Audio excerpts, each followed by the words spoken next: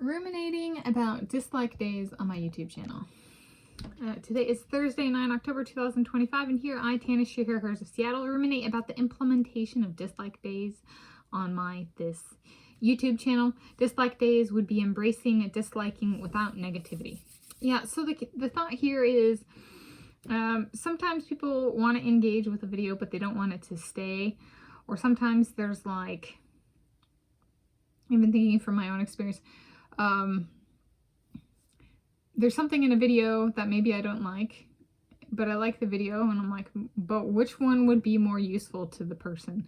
Like, because if somebody doesn't like really pay attention to dislikes, then even though it's feedback of like, I don't like this, not I don't dislike the, it's not I dislike the video or I dislike the person, it's like I like dislike this, it's like feedback of like this could be improved or something.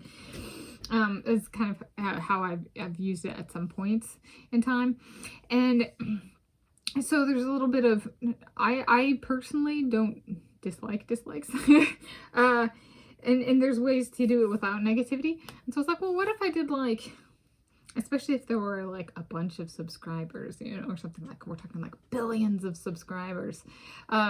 It'd be like, maybe there's like designate days. There could be a spontaneous day, go for it today, or it could be like, I'm going to set this date and you guys can dislike whatever you want, as many as you want, as much as you want. If you want to dislike it and just leave it there all day and then keep it there or remove it, you could do it either way. Sometimes it's, I find it's like pressing publish on a button. And there's a little bit of like, sometimes I don't know if something works until it's published. So it's like, sometimes, or how I feel about something. I've gotten better with that, with more publishing. But like with dislikes, it can, or like it's like I'll be watching a video and I'll like, and I'll be like, I'm gonna change the location of that like on the video. So which can be done with dislikes as well. So and so there's a little bit of in that sense, taking and thinking of embracing you guys feeling through dislikes on this channel and actually making it days for it. And I could think of it as one thing that came to mind was like, maybe I have an insecurity or you have an insecurity or something like that, and you're working on the insecurity and you don't want the insecurity to snowball to such an extent that it causes a problem. And so maybe the dislike becomes like a way of like preserving that somewhere, is like, I'm working through this. And so maybe it's not about the video whatsoever, but it's about like my own internal state about the video, and then I'm going to go dislike because I'm interacting with the video. I'm not subtracting myself out of the viewing experience. So it's a way of working through that insecurity so it doesn't introduce a problem or cause a problem down the road. Okay. So then I was like, okay, why might you dislike this video? And I was like, I could point out something like this. Let's say somebody, a big deal person, you know, takes and chooses, there's me and another scientist, and they choose to pursue, you know, social, adding the person with, you know, more subscribers than me, that scientist with more subscribers than me, to pursue adding them to their social network instead of me.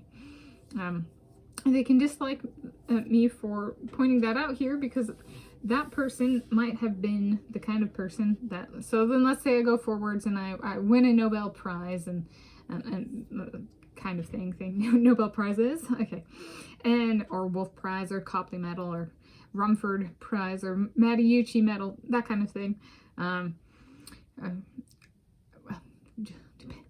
Okay, take and then I increase in subscribers and maybe pass the other person, and then they want to add me because they choose who to add based on number of subscribers. And I go, no. And they go, I'm disliking this video. Or you guys can dislike the video if you're part of their fan group. Why? Well, that person didn't get their subscribers, especially if they have like millions of subscribers, because they already had that number of subscribers. They lack a certain intelligence about how they they started their own career. So like me pointing out their lack of intelligence might be offending to them, right? Like they started with 0 subscribers and no YouTube channel, and it's taken them time to earn that number of subscribers. So essentially they're, let me insult them even further. They're so dumb they can't identify a potential breakthrough, right? So they choose the person with the more subscribers because, or the person with the Nobel Prize or whatever, or the person with the Nobel Prize and the most subscribers, because they want, you know, to be like, oh, look at how rich I am. Look who's in my network. And it's like, yes, but you didn't identify the breakthrough. Or the true, at least for me in my industry, science/mathematics, right? It comes with being able to identify somebody, like a breakthrough is like identifying it kind of before it happens. Like if you want to be like, I predicted it, well then the correct thing is to add the person before the big thing happens. All right. Otherwise, well, it just communicates the person doesn't even understand what gave rise to their own career, which was people identifying them before it happened. So there we go. I was ruminating about dislike days on my YouTube channel.